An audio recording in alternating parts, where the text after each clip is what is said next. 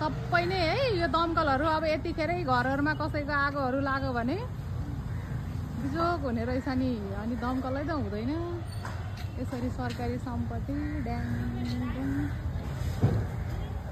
यो त यस्तो भएछ है घर पनि। के अरे मुना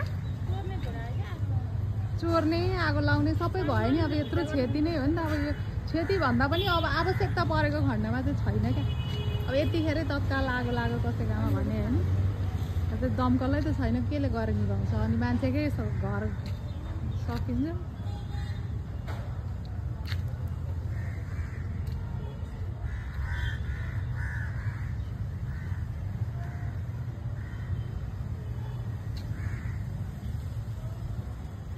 सबै यस्तो भएको रहेछ है हाम्रो दमकलहरू है।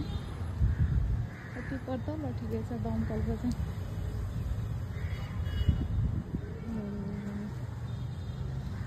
उत्तरी उपमहानगरपालिकाको यस्तो छ स्थिति।